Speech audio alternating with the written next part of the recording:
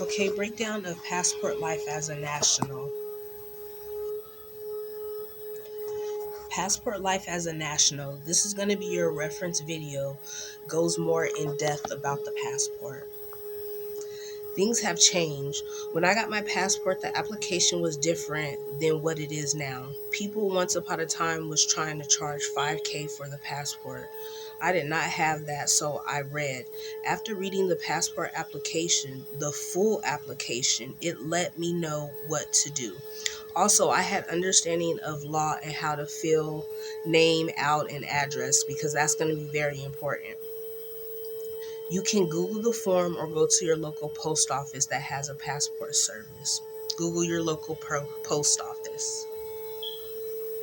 Okay, so the form that we are going to be utilizing is the DS11 form, in which, when we were going through the authentication process, we were going to the same place to get our passport.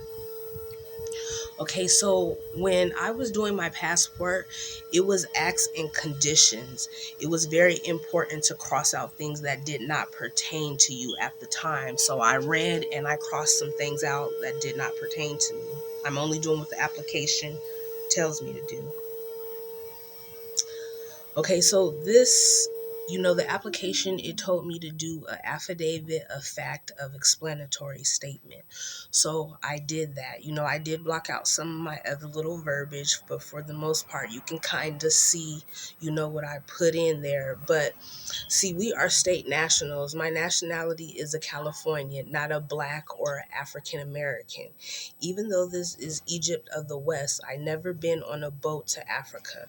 I would have to be born in Africa, then came to America to be African American. Okay, so my passport, it looks like everyone else, but it's not. When my passport is ran, the jurisdiction is different. I did not apply as a 14th Amendment citizen. And this is just, it goes into more of the little laws. And like I said, I had to cross out like part of the acts and the conditions in it. Okay, what to expect and what you will need. So what you're going to do, you should already have your certificate of live birth authenticated because that is the one that you're going to want to send in. Now, some people, they say don't send it in, just send in your regular birth certificate. But I sent my authenticated one to let them know my stance, my standings, And so you're going to attach, your explanatory letter to your authenticated birth certificate. You're gonna bring proof like your ID, military, blase blase. They need to make sure it's you. You are going to need to have your fee, which you can do rapid passport. Check the fees. Not my thing, I can't remember. And then wait and enjoy and get your passport. Next, you can put in for your injunction for the do not detain or contain list. Plus, get ready to set up your foreign trust without the United States. You can travel the world. Most people I know do not have a passport. When I got mines, plus got the money to travel, was hit with COVID, so I had no stamps. Not yet, at least, but I will. My first two will be Fiji and Egypt. I'm overdue for a vacation. I have been pulled over and the officer asked me if I was a government official. Of course, let me go. Well, I hope you all enjoyed. Cool beans, I'm only a guidepost. Read, apply, execute. MTFO, move the fuck on. Period. Now, I am going to take you back though, and we're going to go over some things. Now, like I said, I'm pretty much like these people. I will point you in the right direction, but I will not show you how to fill out the form. I cannot do that, but I can point you in the right direction because people will throw liability. However, what I will say on the form, they do ask you for your social. Now, this is where the games come in. Okay, they're going to ask you for your social on the application. I've heard people say don't put the social, put all zeros, nines, all kinds of weird stuff. My thing is they know your name and they're very aware of the game. It's going to be how you fill that out will distinguish if you're dead or if you are alive. Okay.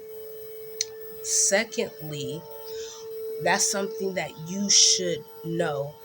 All caps, that means you are dead. Okay, that is your entity. Upper and lowercase, that means that is the living you. So when we're out here conducting business, just remember that you are two in one. You are a mirror. Okay, and with that mirror, one has a social and then one doesn't have a social. Okay, the worst thing to do is lie to these people and say that you do not have a social, because you technically don't have a social, but you're in Ligus, your other side of you, your dead entity conducting business, has that social. So you're going to fill out this application and you're going to put your in Ligus, you know what I'm saying, social on there. Do not lie to these people. We are lawful. If you lie, they can catch you up. Now, this is just from my understanding and how I did it.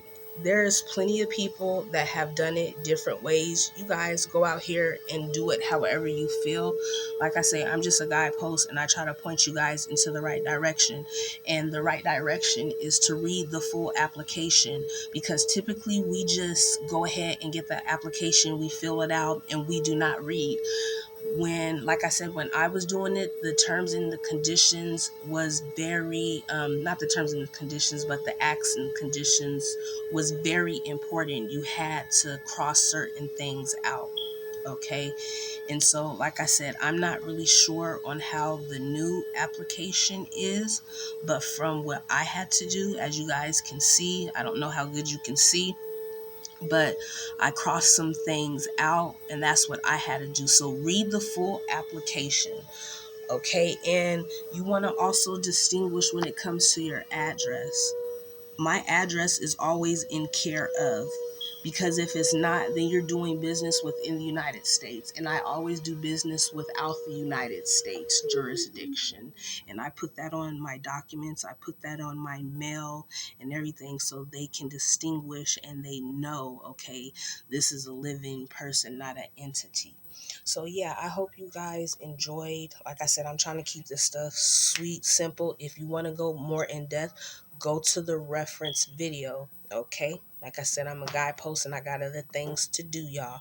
Okay, I'm out. Bye. Okay, another thing that you're gonna want to do is, for your address, you want to make sure that you put in care of for your address, because that is going to distinguish the jurisdiction if you're doing business within or without the United States. So I always put in care of, and I also put without the United States. Secondly, I also reserve all of my rights on all of my documents. Reserve your rights, okay? Another thing, when I had went down to the place to get it done, the lady, she was gonna detach my documents. So what you want to do is make copies of your own documents, your certificate of live birth. You're going to have to make copies of all that, the authenticated, all that.